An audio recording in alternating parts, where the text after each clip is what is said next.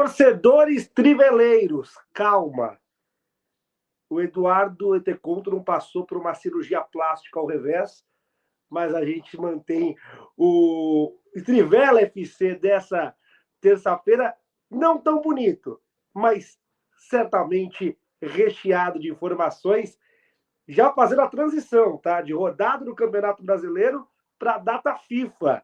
A seleção brasileira, vou até perguntar daqui a pouco para a Gabi e para o Tim Vico se eles são supersticiosos, mas eu vou chamar você que está participando conosco nas redes sociais para comentar e dizer se você é uma pessoa supersticiosa e sim, qual é ou quais são as suas superstições, porque eu senti essa data FIFA Brasil algo supersticioso. Já que o Brasil ganhou em 2002 na Coreia e no Japão, vamos reviver nesse começo agora de preparação de fato pré-Copa, né? O Brasil já classificado, as eliminatórias já encerradas, agora é pensar em 2026. Estados Unidos, Canadá e México, e aí nessa preparação, nesse sprint final pré-Copa do Mundo, o Brasil revivendo o local onde pela última vez fomos de fato felizes, campeões mundiais, algo que não acontece há 20, vai chegar a 24 anos sem o Brasil conquistar o Mundial.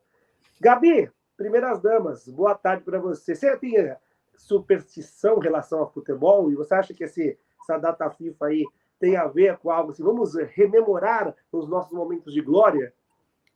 Eu acho, boa tarde para todo mundo, um prazer sempre aqui estar com vocês. Eu acho que todo mundo que acompanha futebol tem sim alguma superstição. Pode falar, às vezes, que não é com essa palavra exatamente, mas alguma coisa com certeza tem.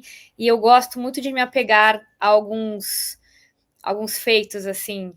Que o Brasil não estava tão bem antes da Copa, o ciclo da Copa de 2002 foi péssimo, então, quem sabe, a gente também estava num ciclo ruim, né? Que agora o Ancelotti chegou há pouquíssimo tempo para tentar arrumar a casa, então eu me apego sim a esse fato que talvez nessa ida à Coreia, ao Japão, tem muitos, a gente viu nas redes sociais, tá vendo aí, tem muitos torcedores lá que gostam bastante dos brasileiros, acho que o Brasil, na verdade, é querido no mundo inteiro, então sim, eu prefiro me apegar a esses as pequenas lembranças, mas também vou falar que não é tão saudável, porque a gente acaba se apegando e depois a gente vê que tem uma outra coisa e não tem nada a ver e a gente se frustra. Mas faz parte, o futebol é assim, né? Tim Vickery, você já colocou o relógio para despertar na sexta-feira, às 7h30 da manhã, para assistir a seleção brasileira jogar contra a Coreia? Boa tarde, meu amigo. Boa tarde. Eu, supersticioso, de jeito nenhum. Realmente, eu acho que a comparação com 2002 é pertinente, né? Porque poucos meses antes, não tem menor possibilidade. O Brasil até classificou com sorte. Aí chegou um tal de Ronaldo que mudou a história, né? Alguma coisa vai ter que mudar. Se o Brasil vai mudar a história, será que o Ronaldo de 26 vai chegar do Chelsea? Olha lá. Olha, já tô de Chelsea aqui, já, inclusive. Em homenagem. E eu digo que a gente tem duas possibilidades, né? O Chelsea nos dá duas possibilidades, né? Não, um exatamente na posição do Ronaldo, que é o João Pedro. Outro não exatamente na posição do Ronaldo, mas que no último jogo, nos últimos jogos, né? Do jogo contra o Chile, que foi o penúltimo jogo, mas o último jogo em casa, que foi o Estevão, e fez gol. Os dois chegam do Chelsea. Ô, Tinho, eu vou aproveitar que você jogou isso na roda. Eu acho interessante. A gente vai falar daqui a pouco mais de seleção. Seleção que está ainda bastante fragmentada. Treinou hoje só com 10 jogadores. Tem muito jogador que chega hoje, muito jogador que chega amanhã. Tem uma posição ali bastante carente que eu quero trazer aqui para nossa discussão, que é a lateral direita. Né? O Wesley se machucou e o PH do Vasco da Gama foi convocado. Isso gerou uma certa polêmica para alguns, mas eu vou até trazer minha opinião já. Acho que é uma convocação que faz muito sentido, a do PH. Mas vou aproveitar que você trouxe essa questão do Ronaldo. Cara, quem hoje, nessa seleção, nessa convocação do Ancelotti, pode ser esse Ronaldo? Né? Porque a gente fala muito sobre a ausência de um protagonista da seleção, principalmente num cenário que está cada vez mais próximo da Copa, e o cara que se esperava que fosse o protagonista, porque foi nas últimas Copas, está cada vez mais vislumbrando uma possibilidade real de o Neymar não ir para a Copa. E quem vai ser esse Neymar? Ou, no último momento de glória, esse Ronaldo? Quais são os postulantes a esse cargo, Tim? Bem, realmente, eu acho... Para mim foi um coletivo decepcionante semana passada. Não por causa de Ancelotti, mas por causa das perguntas. Eu acho que todo mundo estava fissurado em perguntar sobre os jogadores que jogam no Brasil. E tem coisas muito mais importantes para saber. A gente vai chegar lá. Mas talvez a coisa mais significativa para mim foi... Eu não lembro o nome de Neymar sendo citado durante o coletivo em nenhum momento. Nenhum momento, né? Isso, pouco tempo atrás, era impensável. Realmente está faltando tempo agora, né? Porque será que ele teria condições de jogar para a seleção brasileira em novembro? Isso é uma grande correria contra tempo. Se não, ele somente terá data FIFA de março para voltar para a seleção brasileira, né? Onde ele não jogou de alto nível, na verdade, quase 2 anos. Foi 12 de outubro de 23, né? Então, realmente, alguma coisa tem que acontecer com uma certa rapidez para pensar em Neymar sendo uma figura-chave durante a Copa. É possível, possível. Eu, por exemplo, eu pensava antes de 22, antes de 2002, que Ronaldo não ia jogar de novo, né? É muito bom errar. É muito bom nisso aí. Eu achei o fato que o Estevão marca o primeiro gol dele poucos dias depois de Neymar não ser citado num coletivo da seleção brasileira, eu acho que talvez isso é um tipo de coisa supersticiosa, sabe? Porque esse é um jogador que não tem teto. Não tem teto. Ele é especial. Ele realmente é especial. Se daqui a 8 meses, faltam 8 meses só, será 8 meses que ele seria capaz de ser aquele cara que bota muito medo na defesa adversária? Sei lá. Mas esquecendo 2002 e andando para 70, antes de 70, muita gente descartou Jairzinho, Gerson, Rivelino e tal. Felizmente, eu acho que na briga para centroavante, eu acho que a gente está muito melhor servido do que um ano atrás. Com João Pedro tá machucado, ele tá fora, mas agora, mas ele tá na briga. Igor Jesus tem muitas virtudes, é muito, muito completo. Muito completo. E você tem alguns outros, Matheus Cunha, né, que com um pouco de estabilidade, ele é também um cara muito, muito talentoso. Mas para mim as questões centrais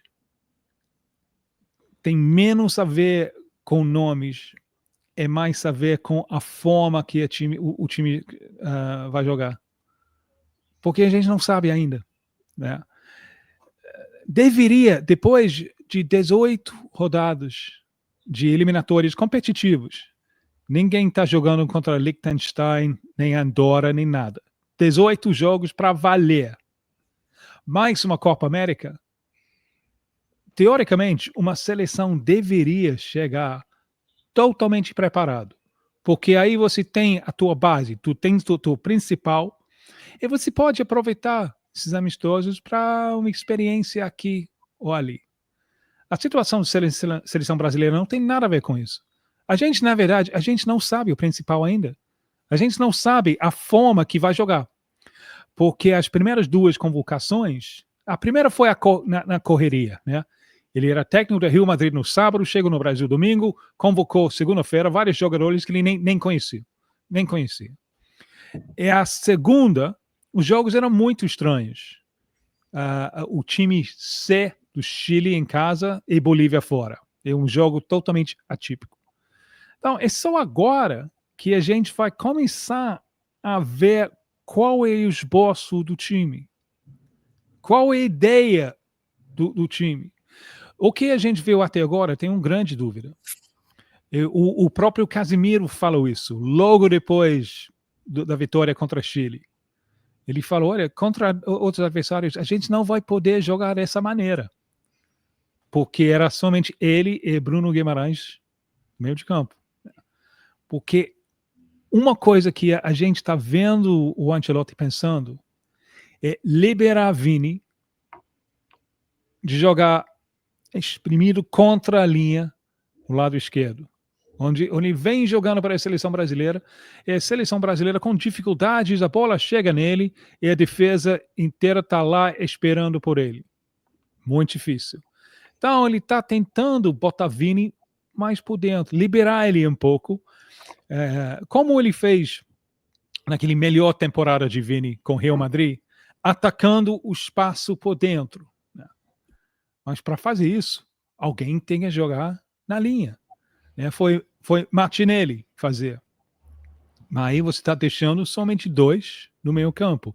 E uma coisa que Ancelotti falou, isso não foi aproveitado na coletiva da imprensa, ele convocou meio-campistas para jogar com 3 lá, reconhecendo que nem sempre vai poder jogar somente com Casemiro, Bruno Guimarães. Ele vai precisar povoar isso, senão ele está correndo o risco de sofrer o que aconteceu no último jogo com o Dorival contra a Argentina, quando o meio campo foi atropelado. Então, como ele vai equilibrar? Ele já sacou que a melhor coisa que o Brasil tem são os extremos. Como você consegue equilibrar? Dá para ter 2 extremos, um centroavante e um Rafinha por trás? E somente 2? Como? Uma coisa que chamou a atenção é justamente, Fábio, você citou laterais. Porque sobre o Carlos Augusto, o Ancelotti ele frisou, olha, ele está jogando na zaga também. Então, você tem lá o lateral esquerdo e o zagueiro pelo lado esquerdo. Beraldo, mesma coisa. Né? A primeira vez na primeira convocação, Beraldo entrou, jogou no lateral esquerdo. Então, ele está vendo o Beraldo com o lateral esquerdo e zagueiro também. Eu imagino que ele está vendo o Militão com o lateral direito e zagueiro também. Então, tem uma possibilidade lá de uma linha da defesa contra adversários muito qualificados de 4 zagueiros. Né? Militão, Marquinhos, Gabriel Magalhães, se tiver em condições, quando está em condições, é um tipo Beraldo. Isso seria uma maneira de equilibrar a necessidade de defender com a vontade de atacar com um par de pontos, centroavante, talvez um Rafinha por trás. Mas a gente não sabe ainda, porque a gente não viu. Por isso, eu acho que esses jogos são importantes. Vale a pena colocar o despertador para 7h30, porque a gente agora que realmente o trabalho inicia, justamente quando deveria ser só retoques finais. Não. Isso é um momento de fazer o trabalho básico. Então, eu acho que eu nunca acordo 7h30 com grande vontade. Eu acho que um crime contra a natureza. Tem uma das grandes vantagens de trabalhar com jornalista esportivo 9 horas eu acho que vou ficar na cama mais meia hora, né? Mas eu vou abrir mão dessa vantagem tanto na sexta-feira quanto na terça-feira, porque eu estou fascinado para ver por onde Ancelotti vai levar o time, qual é a ideia mãe dele, e eu acho que a gente vai aprender muito nessa próxima semana. Ô, Lázaro, só complementando, até estava vendo uns comentários aqui do pessoal do chat, o do Santos comentou uma coisa que eu vinha pensando, porque a gente às vezes fica com essa ideia de ter uma estrela, né? Então, que o Neymar tem esse peso, mas a gente tem essa incerteza em relação a ele, na questão física e tudo mais. Mas talvez a gente não consiga viver como a Argentina viveu em 2022, servindo ao Messi, mas eu gosto da ideia de não ter uma estrela, uma única estrela ali no time, né? Como, enfim, para chamar toda a responsabilidade, enfim, e sim vários jogadores comprometidos com o coletivo, que eu acho que o Ancelotti, na minha visão, quando, enfim, estava nessa especulação de qual treinador viria para a seleção e tudo mais, estava naquela confusão de nomes. O Ancelotti, quando surgiu a possibilidade dele vir de fato, né, que teve aquela tentativa frustrada, mas enfim, quando ele foi confirmado, uma das coisas que mais me animou foi justamente a gestão de pessoas que ele traz junto com ele, né? Com o Real Madrid, com o trabalho no Real Madrid, onde ele consegue gerir as estrelas e os egos, tanto que a gente está vendo agora o Xabi, né, tendo uma certa dificuldade ali no Real Madrid, porque tem muitas estrelas, mas enfim, acho que uma das grandes vantagens, enfim, das grandes qualidades do Ancelotti é justamente esse jogo coletivo, né? Então, tanto que eu já falei isso aqui outras vezes, quando a gente estava falando na outra data FIFA, é difícil, né? Tanto que o Tim mesmo comentou, contra o Chile, um Chile fraco e uma Bolívia onde tem altitude, não dá para você tirar muitas lições táticas, talvez. Mas essas datas FIFA, pelo menos até agora, foram bastante usadas para entender o grupo. Então, ver quem também se dá bem um com o outro e tudo mais. E aí, como eu falei, acho que o Ancelotti é um cara, uma referência nisso. Eu acho que a minha animação, pensando em 2026, talvez em não ter uma estrela, ou não pensar assim como o Ronaldo. Talvez um Estevão possa ser, né, depois da Copa, quem sabe, oremos, a gente consiga falar de alguém como foi o Ronaldo em 2002, mas nesse momento não ter um nome, talvez pode ser uma vantagem também. Inclusive, a gente está falando desse perfil do Ancelotti, né? O título do livro dele é Liderança Tranquila. Por isso, porque ele é um cara que consegue gerir. E a carreira inteira, né? Ele passou por grandes clubes, ele passou por um Milan, numa geração onde o meio-campo do Milan tinha Gattuso, Pirlo, Sidorf e Kaká. Na frente você tinha Shevchenko e Crespo, depois sai o Crespo para o Chelsea e o Pipo Inzaghi, que inclusive o próprio Ancelotti coloca o Pipo Inzaghi como o melhor centroavante com que ele trabalhou na carreira. Há controvérsias, eu não sou ninguém para discordar de Carleto Ancelotti, mas poxa, ele trabalhou com muito centroavante, melhor para colocar o Pipo Inzaghi. Os jogadores da seleção brasileira que já estão, tá? Ontem o Ancelotti comandou o primeiro treino, e nesse primeiro treino estavam o goleiro Bento, o Éder Militão, Carlos Augusto, Douglas Santos, Fabrício Bruno, Casemiro, Luiz Henrique, Rodrigo e Vini Júnior. Aí no fim da tarde chegaram Lucas Paquetá, chegou a galera da Premier League e Hugo Souza, né? Lucas Paquetá, Estevão, Gabriel Magalhães, o Martinelli, o Richarlison e o Hugo Souza. O Vitinho se apresentou nessa segunda-feira e ainda restam alguns jogadores para chegarem e aí fechar o elenco. Falta aí o Paulo Henrique, falta o André, o João Gomes, Bruno Guimarães, Joelinton, o John, Igor Jesus, Beraldo, Caio Henrique e o PH, que são ali estimados para chegarem todos nessa terça-feira. Então, o primeiro treinamento completo da seleção brasileira vai ser nessa quarta-feira. A seleção já está em Seul, onde na sexta-feira, às 7h30 da manhã, no horário de Brasília, fazendo o Tim Vico levantar cedo e abrir mão do privilégio de olhar para o relógio e falar que mais meia horinha, assistir a partida entre Brasil e Coreia do Sul. Tim, com essa convocação, né, estimando que mais ninguém se lesione, porque o Brasil também, esse ciclo todo, né, com o Diniz, com o Dorival e com o Ancelotti, não tem uma convocação que a seleção brasileira não perde jogador por lesão. Mas considerando que o fantasma do departamento médico não vai assombrar o Brasil novamente, hoje, como que você enxerga a seleção ideal para essa partida contra a Coreia? Não tenho a menor ideia, porque ele tem peças lá que você não sabe exatamente onde ele vai usar. Lembra que ele é um grande fã de Estevão. O Tim Vico escalaria como? Não. Ele não tem. Se o Tim Vickers estava lá, ele se demitia no primeiro momento e dá para alguém com muito mais competência. Ele é um grande fã de Estevão, né? A estreia de titular de Estevão foi justamente o primeiro jogo de Ancelotti.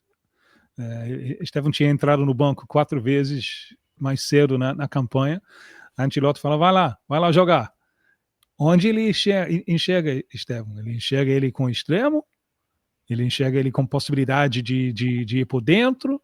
Onde ele enxerga o Rodrigo? Ele não tem Rafinha agora, então aquele lugar por trás do atacante, aquele lugar tem várias opções, né? Tem muitas opções lá, inclusive 3, né, com Paquetá. Eu concordo com um amigo lá que falou que Paquetá é a melhor meia que tem, mas precisa ser recuperado, né? Eu achei aqueles 2 primeiros jogos do reinado infeliz de Dorival, né, quando ele ganhou contra a Inglaterra, empate contra a Espanha, eu achei Paquetá naquele momento foi o jogador mais importante da seleção brasileira, porque ele é o único capaz de fazer aquela função, né? Porque o Paquetá é vários jogadores em um só, na forma um pouco parecido com Andreas Pereira. Ele pode ser volante, ele pode ser falso 9 até. Eu vi ele muitas vezes com o Flamengo jogando com 9, mas ele é meia, talvez melhor da seleção brasileira. Foi ele ultimamente, foi nas eliminatórias da última Copa, quando ele, antes de Vini, quando o Vini não entrou, quando ele estava jogando no lado esquerdo, perto de Neymar, e os dois tinham uma boa parceria, né? Paquetá é recuperável? Dá para Paquetá recuperar aquele nível do jogador de 4 anos atrás? Isso é uma possibilidade, porque isso ajuda a dar um pouco de solidez, porque sem ser um grande volante no sentido defensivo, é uma função que ele é capaz de desempenhar. Então, a coisa mais importante para mim é ver qual é a ideia, como vai encaixar esses jogadores. Eu acho que isso é fascinante. Ajuda muito o fato que Ancelotti é um grande simplificador.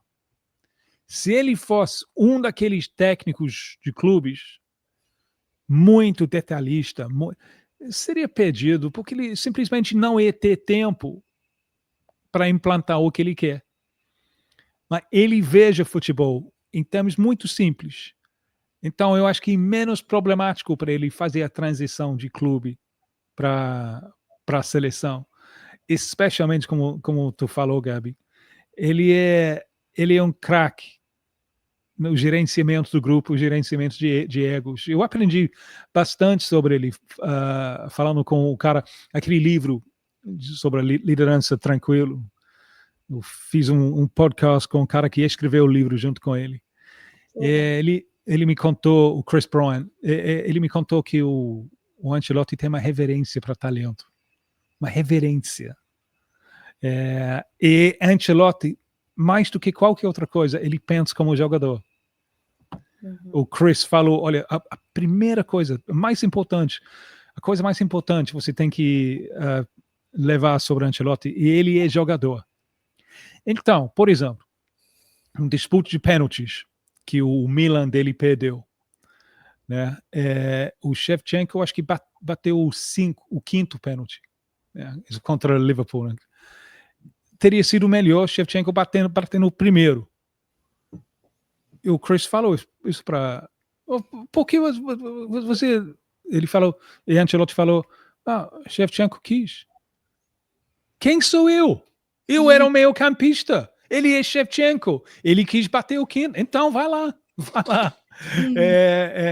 Então, eu acho que ele consegue conquistar o talento assim, né? Ele já mostrou que ele é bem capaz de unir os talentos de Vini e Rodrigo. Felizmente para ele, na seleção brasileira, não tem o Florentino Pérez que vai comprar Mbappé e joga Mbappé e fala, olha, faz um outro time, né? Então, eu acho que o aspecto simplificador dele é capaz de, em pouco tempo, tirar um suco bom dos elementos que ele tem. Tim, a gente até eu vou até aproveitar, porque o momento Tim hoje, ele tem basicamente nessa linha, né? Estevão, Neymar, a Copa do Mundo. A gente falou bastante do Estevão, falou um pouco dessa questão do Neymar, e esse contexto, né, que carrega talvez uma passagem de bastão nessa era Carlo Ancelotti com esses dois craques. O Neymar é um craque por tudo que fez na carreira, embora hoje não esteja longe, né, na grande fase. O Estevam é um craque em ascensão. Você gosta de falar do teto, e realmente ele não tem teto.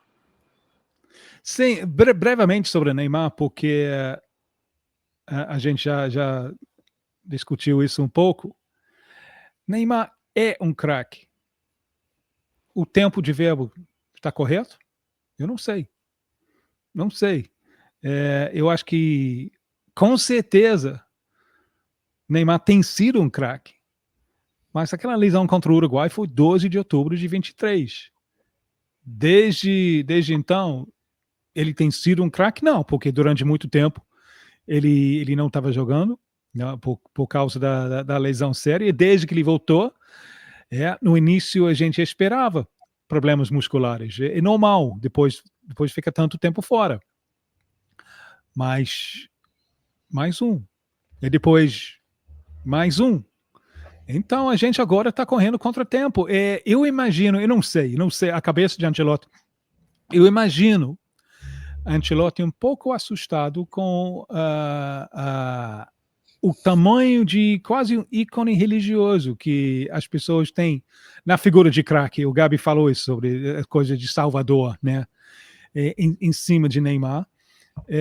Eu acho que Ancelotti está trabalhando para esfriar o assunto um pouco, mas eu imagino que para voltar em tempo, Neymar vai ter que mostrar que ele ainda é um craque.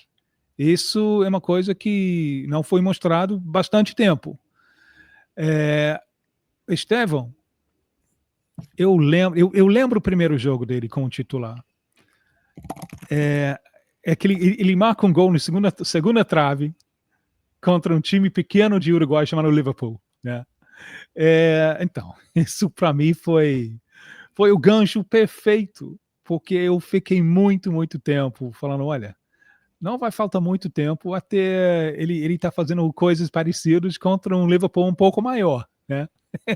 Não tive muito tempo para esperar. Primeiro jogo contra o Liverpool, lá ele aparece na segunda trave e ganha o jogo. Mas aquele coletivo de Abel, não sei se você lembra, tipo, meio de ano passado, quando o Abel estava tentando não falar, mas ele não conseguiu segurar. Quando ele estava quase mendigando para Leila para não vender ele, sabe? Porque ele falou, esse cara é diferente de qualquer coisa que eu vi. E Abel tem uma carreira de jogador, tem uma carreira de técnico nos dois lados de Atlântico. Ele falou, olha, esse cara é diferente do que qualquer coisa que eu vi na minha vida. Não é somente o talento, é o fato que o fracasso não abala ele, né? Um dos primeiros jogos dele, Chelsea, ele perde a bola fazendo graça no próprio campo, leva um gol, Chelsea leva um gol. Problema? Nenhum. Tranquilo, ok, errei. Então, aquela mistura de talento e temperamento me dá muitas esperanças. Às vezes, uma carreira assim, às vezes anda com uma rapidez que, quem sabe, daqui a 8 meses, quem sabe? Porque eu não vejo impossível ele seja um dos grandes craques do Copa do Mundo em 26. Né? Eu tenho tantas esperanças nele assim. A melhor coisa nesse coisa que eu risivelmente chama da minha carreira é a possibilidade de ver essas histórias desde o início, né? Os primeiros jogos de talento desse tipo, porque só aumenta o prazer quando você vê ele vencendo os melhores. Sorte para ele.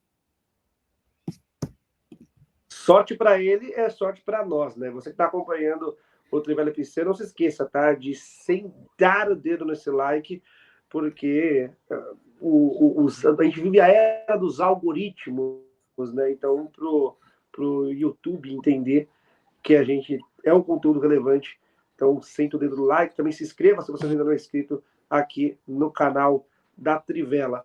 Para a gente fechar, podemos dizer assim, essa pauta seleção brasileira e começar a falar sobre algo não bom, que é o futebol brasileiro, né, o Campeonato Brasileiro, que hoje o tema é negativo, é arbitragem, mas tem o fato das laterais. Então, acho que é importante a gente falar de lateral direito, porque o PH, Paulo Henrique do Vasco, foi convocado para o lugar do Wesley. O Wesley, que já não é assim uma grande unanimidade, embora tenha deixado o futebol brasileiro em alta, né, no melhor momento dele com a camisa do Flamengo, não, ele nunca foi uma unanimidade no futebol brasileiro. O Paulo Henrique é ainda uma unanimidade menor.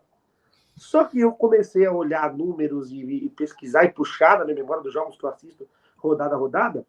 No futebol do Brasil hoje, eu não acredito que haja um lateral direito jogando no futebol brasileiro. E aí fiz um esforço para pensar em outros laterais brasileiros que rendam e tenham até números melhores do que o Paulo Henrique, Gabi. Olha, eu acho que o tema lateral é um tema que não é que atualmente nessa convocação está em crise. Acho que está em crise há muito tempo. Faz quanto tempo que a gente não fala uma unanimidade ali, né? Tanto que, por exemplo, o próprio Rafinha, no São Paulo, tem gente até hoje meio que lamentando a aposentadoria dele, que ele já estava, óbvio, ele tem outras coisas, né? Tem a liderança e tudo mais, só que a gente não tem, né? Lateral. Provavelmente as prováveis escalações que estão saindo aí do time do Ancelotti, por mais que não tenha treinado todo mundo ainda, com o Vitinho e o Caio Henrique, enfim, é muito difícil e não dá nem para criticar, né, alguma decisão. Chamar o Paulo Henrique acho que é dar uma oportunidade, acho que talvez a gente não deveria mais estar em fase de testes. Com certeza não, acho que todo mundo concorda. Só que como a preparação foi tardia, acho que ainda tem alguns espaços para teste e o fato da gente já não tem jogadores disponíveis, né? E ainda os que tem sofrem lesão, acho que não tem nem como você criticar esse ponto, assim. Então é muito esperar que outros jogadores em volta ali também deem suporte, porque a gente sofre disso há um tempo, né? O próprio Renan Lodge, até hoje, quem não lembra dele do jogo contra a Argentina na Copa América, né? Enfim, como eu falei, é uma crise de anos já.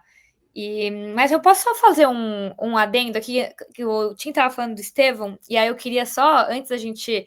Já estou mudando completamente de assunto, mas eu só queria fazer esse comentário. Eu não sei se vocês chegaram a ver que a página do Yutin pode, obviamente, falar disso, né? Ainda mais por ser um brasileiro já, praticamente, mas parece que cada vez mais os times europeus eles estão descobrindo que o brasileiro, né, o consumidor de futebol, não só o consumidor de futebol, mas o público brasileiro no geral, é uma máquina de engajamento, de memes e tudo mais. E depois agora do gol do Estevão contra o Liverpool, tinha aquela, enfim, brincadeira aqui no Brasil, que o Estevão era o Cuiabá Man, né, que não fazia gol em clássico e tudo mais, e aí a própria página do Chelsea postou um Cuiabá Man, deu uma arriscada no Cuiabá e colocou o Liverpool Man. E assim, aquilo, eu achei que era uma montagem, de verdade. Eu abri ali, eu achei que era aquelas zoeiras de páginas de futebol, assim, aí eu fui ver era o perfil do Chelsea, o ADM brasileiro do Chelsea. E isso é muito engraçado, porque, primeiro, é isso, você vê que os gringos descobrem que o Brasil é uma máquina de engajamento, eles usam isso, eu achei genial, achei incrível, porque aí causa uma discussão absurda. Ontem foi um dia que eu acordei e falei, não é possível que isso está acontecendo, Chelsea. Foi muito bom, então só queria fazer esse comentário.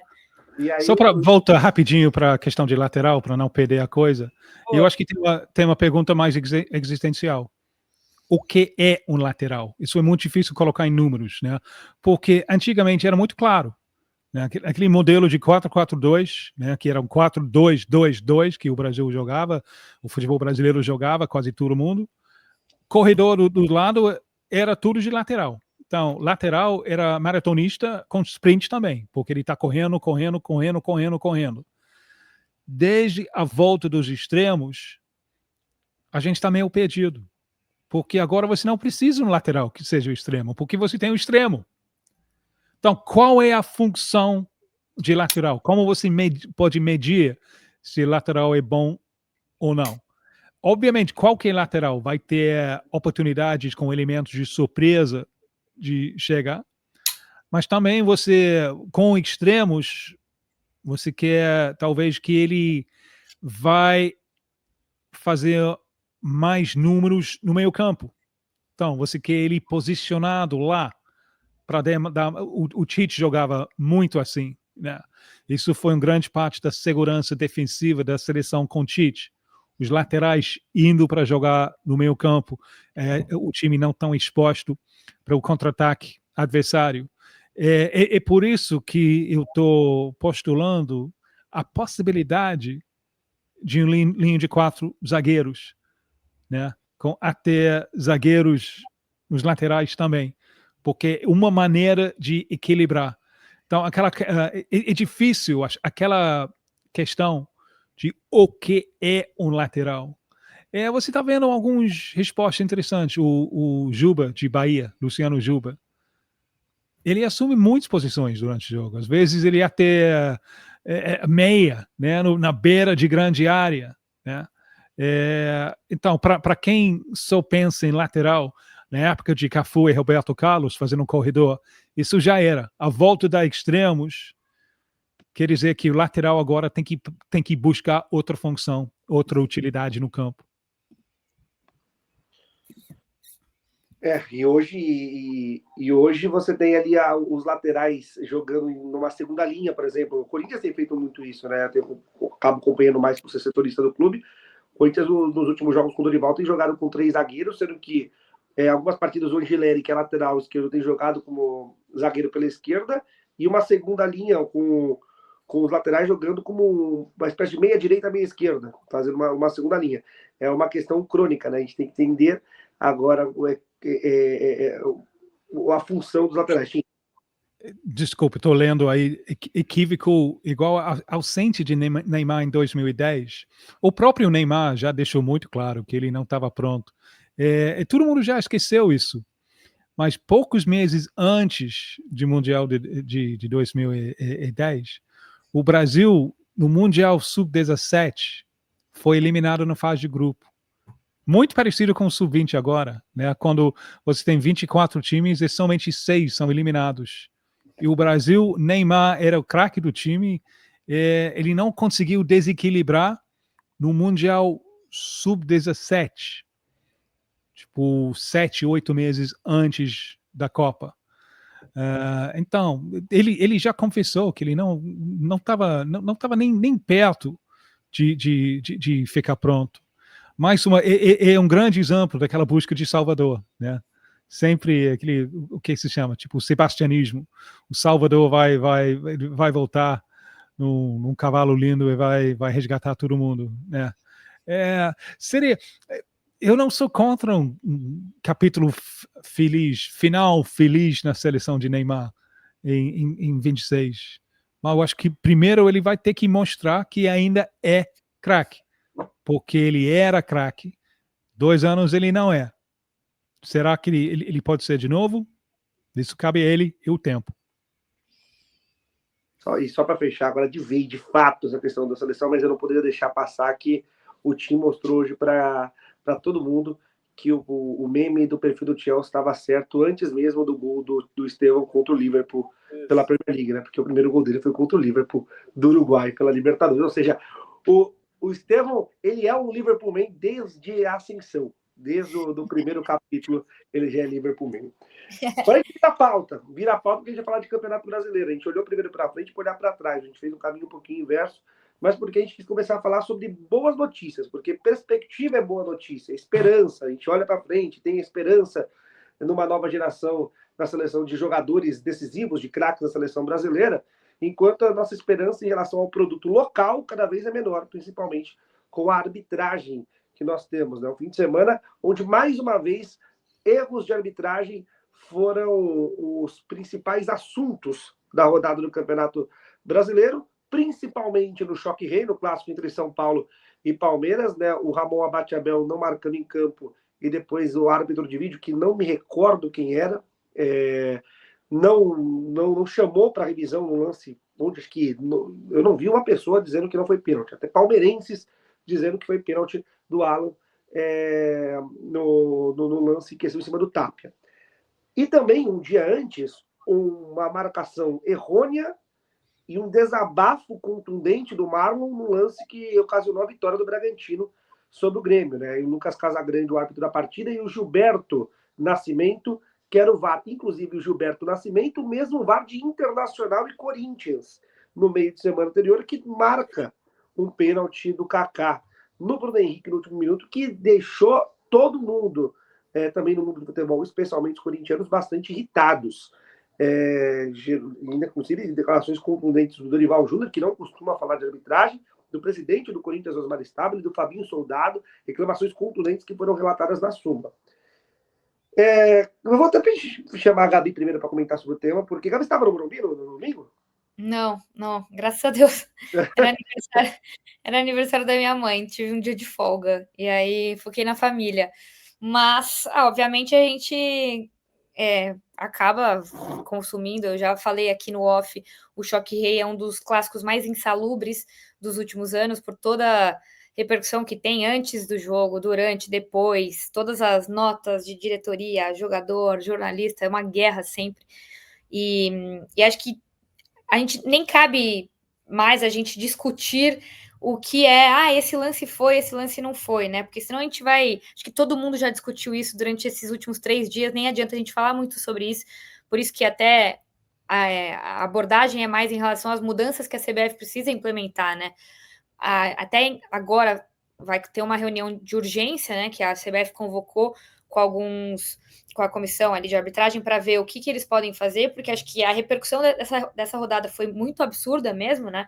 Começou no meio de semana com esse lance que você citou, do Corinthians e Inter, mas na rodada seguinte, no fim de semana, o Corinthians também teve um pênalti ali a favor, no empurrão ali no Iralberto, que, enfim, é aquele lance que às vezes é interpretativo, ou enfim, a gente também tem que... Falta um certo padrão, né? Porque ou o VAR decide ser intervencionista ou não, porque às vezes é lance interpretativo e aí o VAR chama, ou às vezes é um lance que não gera discussão, que foi o lance do Tapia, e o VAR não chama. Então, acho que isso que acaba tirando toda a credibilidade, se ainda tem credibilidade na arbitragem brasileira. E aí, pensando em mudanças, acho que é muito, muito difícil, muito complexo, porque a gente fala de profissionalização, o próprio Marlon, na entrevista dele, fala de profissionalização da arbitragem, né? E porque às vezes as pessoas não entendem isso. Quando vai para um âmbito de torcedor, obviamente a discussão do torcedor vai trazer, às vezes, é esquema, isso daí não é profissionalização, isso daí é mau caratismo, compraram, não sei o quê. Calma, vamos separar, né? Não vamos falar de esquema ou teoria conspiracionista aqui. Acho que o foco é maior, nessa questão de profissionalização, porque o futebol move muito dinheiro. A gente fala de estar cada vez mais caro, né? Salário de jogador, de treinador, enfim. E não tô falando aqui também que árbitro, principalmente árbitro FIFA, como é o Ramon Abachavel, ele não recebe pouco, né? Mas muitos deles não focam na profissão de árbitro. E é isso que as pessoas às vezes não entendem. Eles têm uma vida paralela à arbitragem, né? Não é a formação do cara. Então, primeiro, tem que ter essa profissionalização, que é uma coisa que a gente fala há muito tempo. Talvez com essa pressão de agora, o que eu acho que pode vir com mudanças, que é uma ideia, eu acho que é abaixar a cabeça e assumir que chegamos a um ápice ruim, no caso, e meio que calçar a sandália da humildade no quesito de precisamos de ajuda externa. Talvez convocar árbitros Comebol ou alguns árbitros gringos de fora, porque a gente tem um problema até de sociedade, talvez, né? Porque a gente sempre fala de jogadores que desrespeitam, não respeitam a autoridade. Por isso que até tentaram implementar só o capitão do time falar com o árbitro, que não dá certo. Mas, enfim, a gente já tem um certo problema de respeito, de autoridade. Então, às vezes, hoje em dia, que já não tem credibilidade nenhuma, nenhum árbitro no Brasil tem credibilidade, não tem respeito e nada, trazer gente de fora, que não só vai ajudar ali na beira, no campo mesmo, mas também em ajudar nas implementações que a CBF precisa fazer e no investimento da CBF que precisa fazer no externo, né? Porque a comissão de arbitragem não está funcionando, nada está funcionando. Porque para a gente chegar nesse nível que a gente chegou nessa 27ª rodada, é porque nada funciona.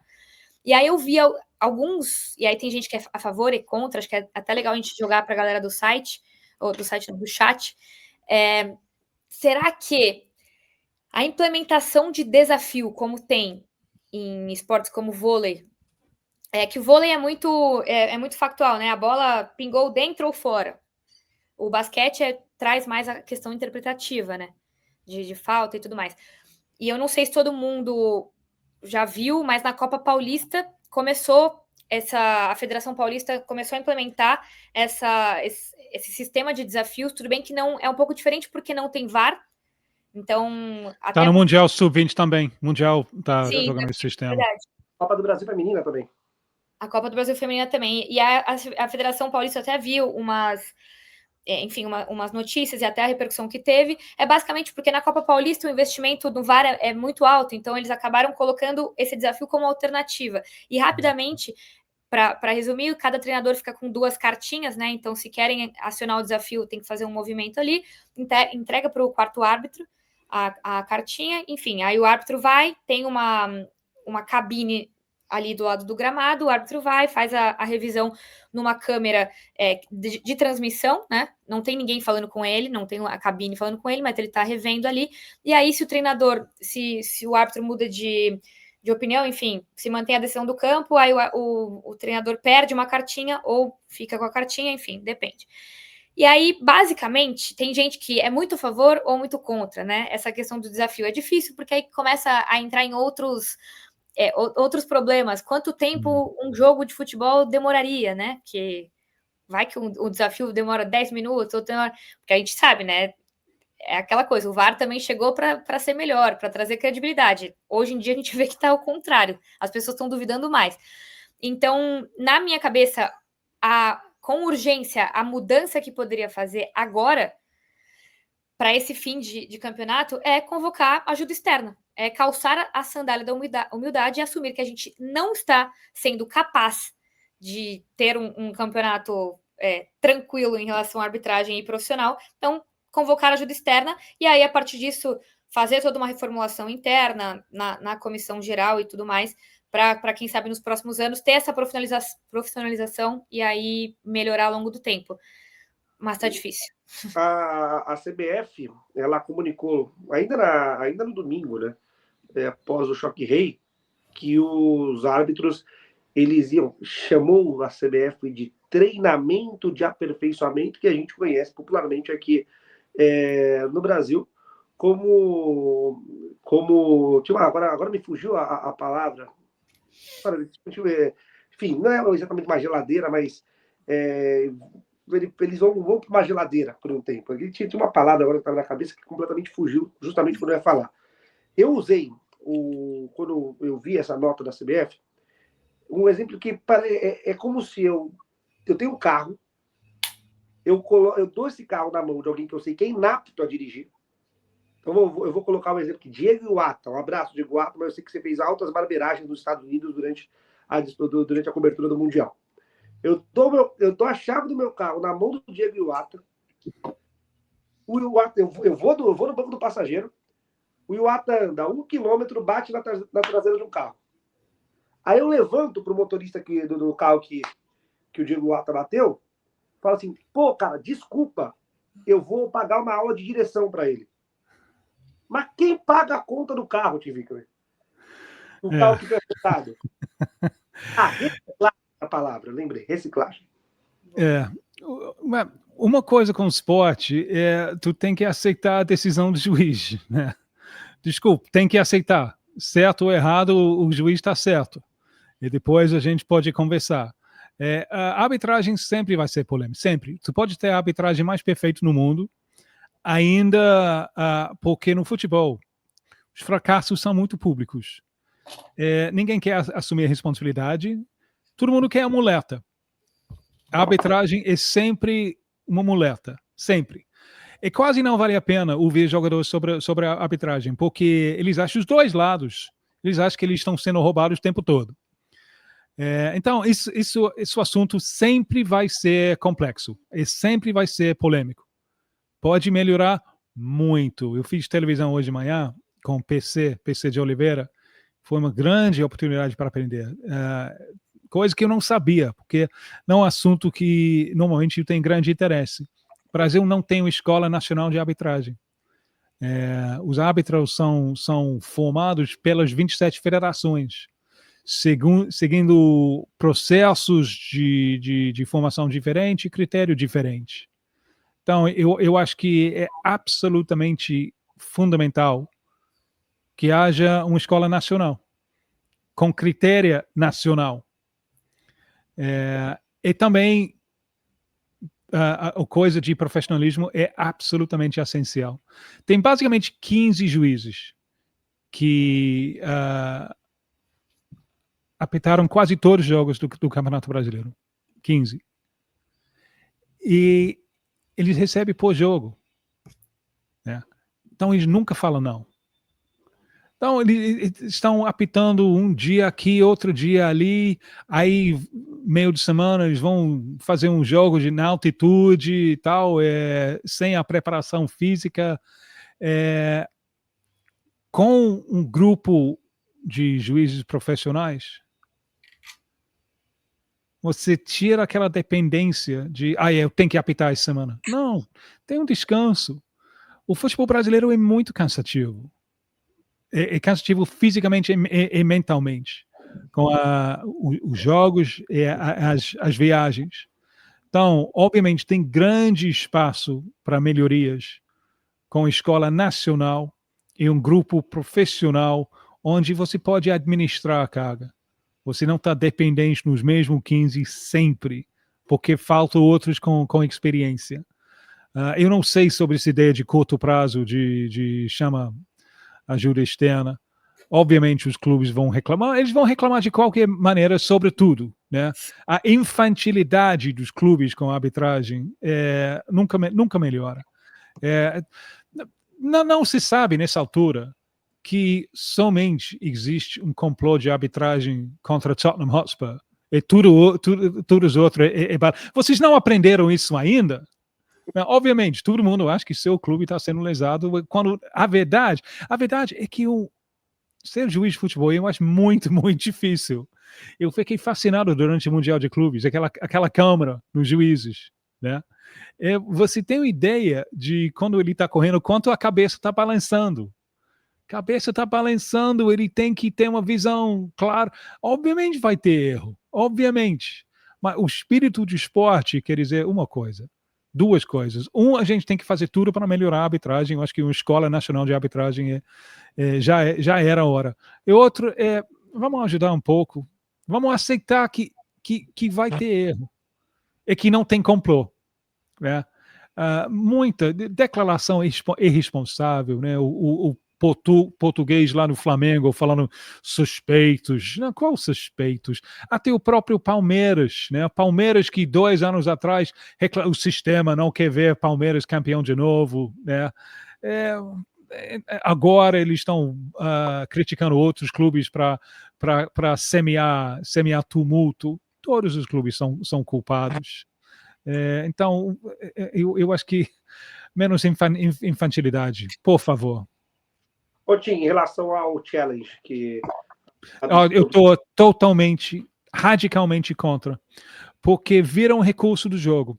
Né? Primeiro, o técnico não está lá para fazer, ele está lá. Eu só aceito o desafio se o juiz tem o direito de desafiar o técnico. Por que você colocou esse bosta de lateral direito? Né? Se o juiz está... Então, isso empata o jogo um pouco e seria divertido. Mas o meu grande problema com isso é que vira um recurso do jogo. Isso já acontece com substituições. Né? Vamos supor, eu estou ganhando, faltando poucos minutos. Eu vou fazer qualquer coisa para esfriar o jogo. Então, vamos para o jogo e eu vou fazer uma mentira lá. 2 minutos mais tarde, eu vou fazer outro. Né? Você está dando o técnico mais oportunidades para esfriar o jogo? Não.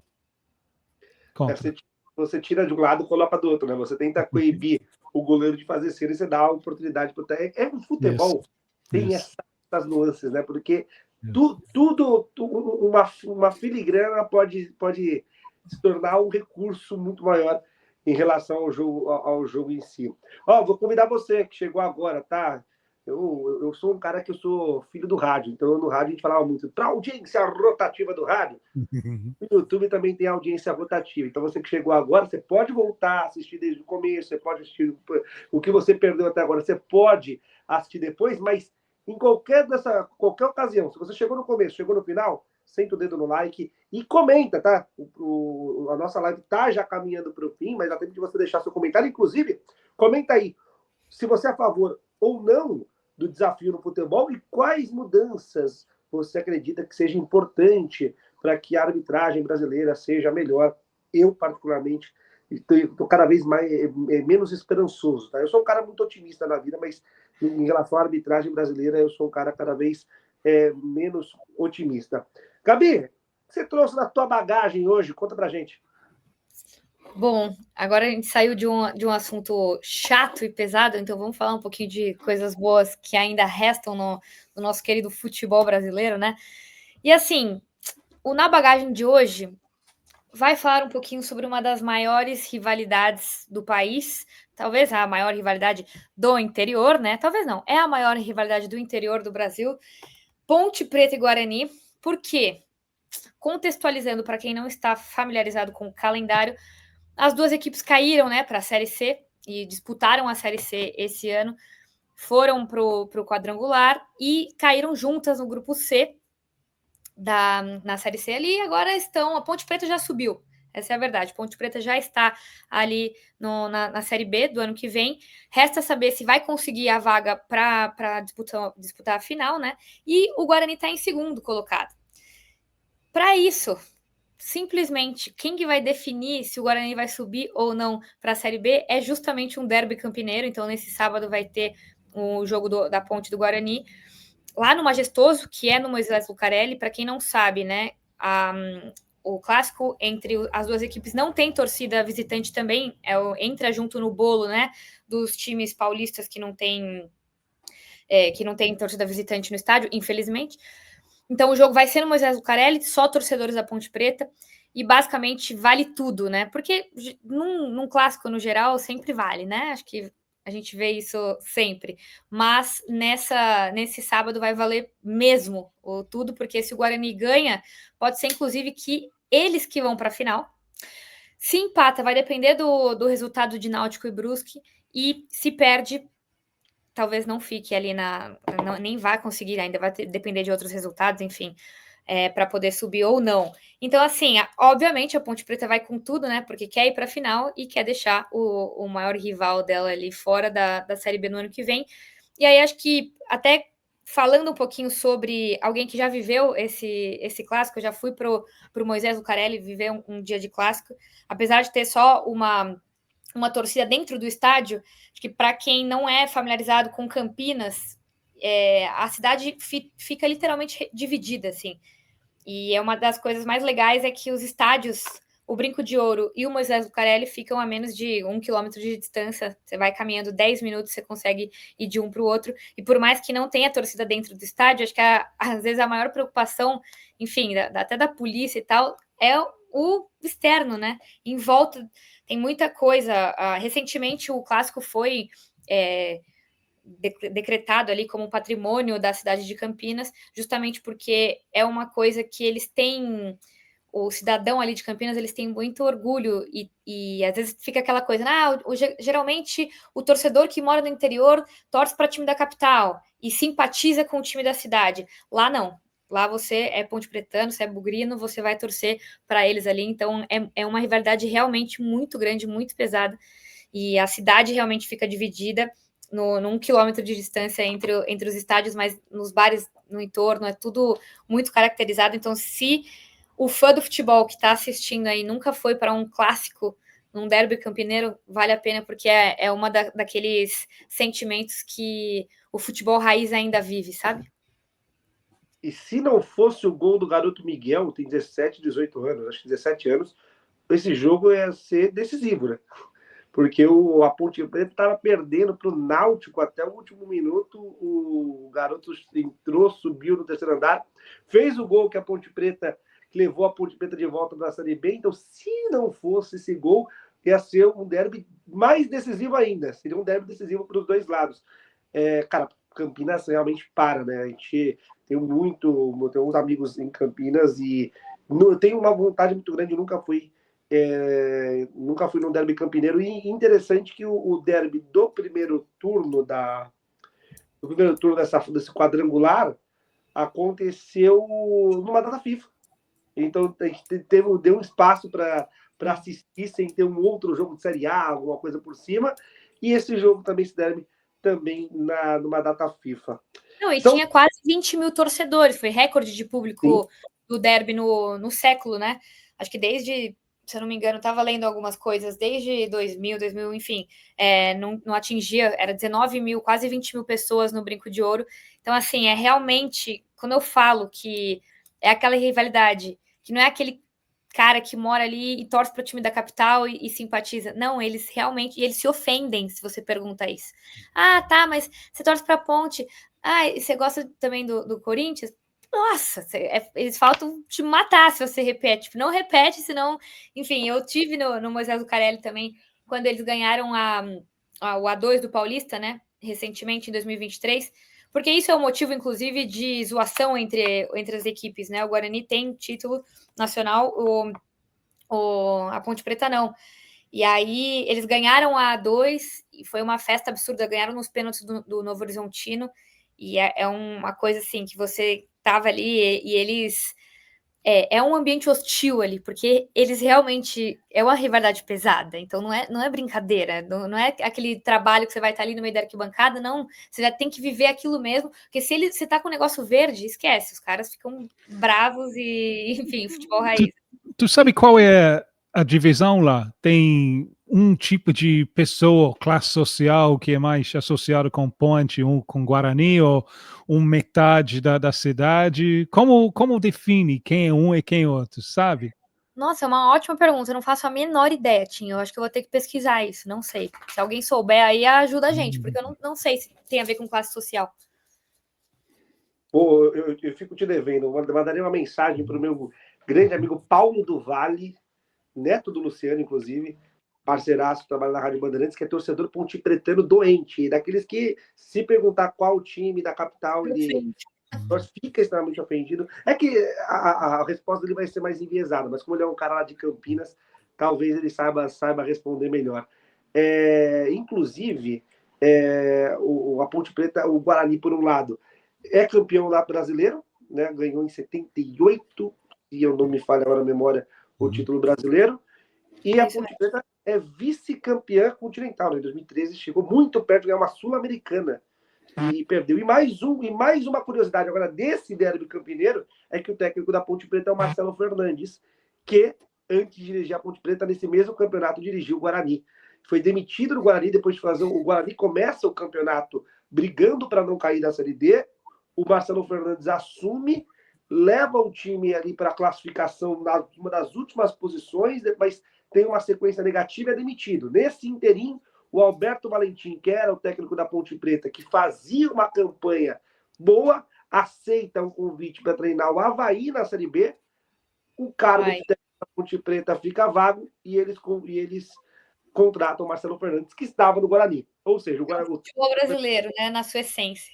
Exatamente. Mas uma coisa, tá? Também é bom falar que apesar de, enfim, estarem próximos, né, a voltarem para a Série B, eles passam por um momento muito ruim financeiramente. A Ponte Preta, os jogadores estão sem receber salário, já faz alguns meses, se eu não me engano, desde junho, e a comissão técnica da Ponte Preta desde maio, se eu não me engano, sem receber. Então, assim, é uma situação bem crítica que passa por outros problemas de gestão, né, que a gente fala também aqui. Mas, enfim, quem sabe um título aí pode dar, inclusive, além de um campeão, né, nacional, de um título nacional, serve de dinheiro e de ranking também na CBF, que é importante para esses clubes. Né? Enquanto o Guarani, ele já vem de alguns anos, né, de problemas financeiros, inclusive teve que leiloar o Brinco de Ouro, foi para o primeiro leilão, aí não houve quem arrematasse. Um grupo que é parceiro do clube, arrematou fez o lance, né, arrematou, e aí existe uma parceria para que o Guarani jogue no Brinco de Ouro até esse grupo que comprou e vai construir no terreno do Brinco de Ouro um conglomerado de prédios, enfim, até em shoppings envolvidos, ceda para o Guarani um espaço, um complexo, com um novo estádio, com um clube social, com centro de treinamento. Então existe toda uma... Mesmo assim, a situação do Guarani foi tão crítica que levou ao estádio, né, o Brinco de Ouro da Princesa ser leiloado. Inclusive, aproveitar e mandar um abraço para Diogo Magri, nosso editor, que eu falei do Paulo do Vale, que é o lado alvinegro da força, o Diogo Magri, torcedor do Guarani. Ou seja, já temos duas opiniões enviesadas para entender a origem dessa rivalidade entre Guarani e Ponte Preta. Mas eu fico te devendo essa. A gente vai pesquisar e pode até virar uma pauta legal nesse pré-derby. São 4h09 no horário de Brasília. Tim, muito obrigado. É sempre um prazer, uma honra estar contigo. Eu peço até seu destaque final e vou fazer um desafio. Eu não sei se você é muito adepto, mas palpitinho vai para o jogo entre Coreia do Sul e Brasil. Ah, tá. A última vez foi tipo 5-1 Brasil, se não me engano. Eu vou com uma coisa menos folgada. Eu vou com 2-0. Né? Mais um jogo sem levar gols. Eu acho que o Ancelotti, que obviamente é italiano, né, ele vai adorar o time dele não levando gols. Então, 2-0 Brasil. O último jogo foi na Copa do Mundo de 22, 4-1? Sim, foi um 5-1 amistoso no ciclo de Tite lá. Tá. Mas foi pós-Copa, porque não, antes de 22. Antes de 22. Então o último jogo foi na Copa. Foi então. a Copa, sim. Também foi uma superioridade em termos de placar da seleção brasileira. Sim. Gabi, obrigado. Qual é o próximo roteiro? É Pacaembu, Allianz Parque? Eu fiquei cansado só de assistir seu vídeo. Só. Eu corri meus 10 quilômetros do Morumbi até o Pacaembu e os comentários no meu vídeo eram sempre assim: nossa, nem fiquei tão impressionado com a distância. Eu fiquei impressionado que você estava com o celular no final do percurso. Então, essa é a cidade de São Paulo. Olha a fama, que boa. Palpitinho, por favor. 3-0 tá bom. Fechou. Você que acompanhou a gente do começo ao fim, chegou no meio, essa live fica disponível. E você se inscreva no nosso canal, já deixa o seu like. A gente volta na próxima semana, às 3h. Se Eduardo Leconto não chinelar. Se ele chinelar, eu volto e bato um papo com vocês, com o Tim Vickery, com a Gabi. A gente se despede. Um forte abraço. Até a próxima. Tchau, tchau. Valeu.